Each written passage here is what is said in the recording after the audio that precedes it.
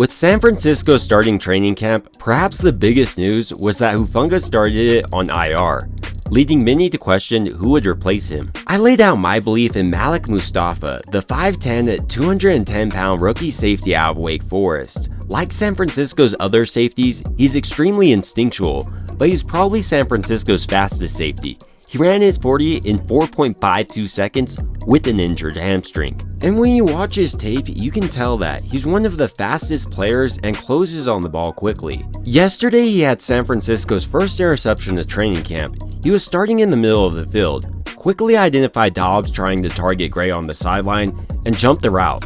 Mustafa's ability to recognize where the quarterback wants to go with the ball is truly off the charts. Today he was able to identify Brandon Allen targeting Juwan Jennings on the sideline and nearly got his second pick. Right now, everything is telling me Mustafa is San Francisco's safety of the future. Unlike most rookies, for instance, he's plenty strong enough to start on San Francisco's defense. He was the strongest DB of this entire last class, putting it up 20 times on the bench press. And during his time at Wake Forest, his aggressive play style really showed off his strength. He would routinely blow up wide receivers or running backs, leading the Demon Deacons with 80 tackles last year.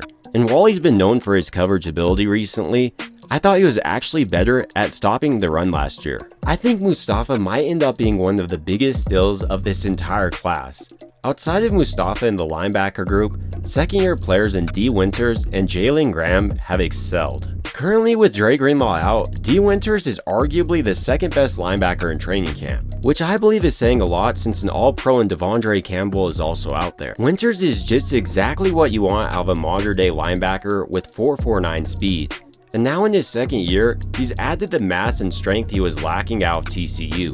Plus, he looks like he's playing more free and quicker to identify plays. On anything in front of him, for instance, he's routinely the first or second guy there. The combo D. Winters coming out of college by John Lynch was Dre Greenlaw, and now entering his second year, I think you can see that. Jalen Graham, San Francisco's 7th round pick last year, has also moved well and had some nice run stops. I would probably put him below Campbell, but San Francisco currently doesn't appear to have too many depth issues here headed into this year, which is borderline miraculous when you consider how much of an impact player Dre Greenlaw truly is. Which I think a lot has to be said about Johnny Hollins, as he continues to be one of the better linebacker coaches in the entire league. He knows how to get the most out of his players by identifying their weaknesses and then laying out a game plan on how to attack them.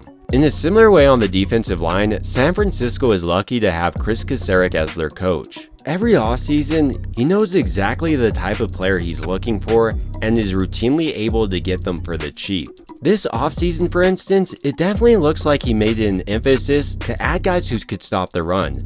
Adding Yetur Gross-Matos did exactly that. 6'5", 265-pound defensive end does an excellent job of setting the edge, and today he was able to blow up a run for a loss of 5. But to my surprise, he's also been effective at getting to the quarterback with at least 2 sacks throughout this training camp. As of this point, it does appear Gross-Matos will be starting, with Floyd being used as a rotational pass rusher. Bosa, meanwhile, put on a clinic today with multiple sacks. San Francisco's undrafted rookie, Evan Anderson, also looks extremely athletic for his size. Ultimately, these are just some players that have stood out to me on the defensive side of the ball outside of that corner position. And I'd like to hear the player you're most excited to see head into this preseason.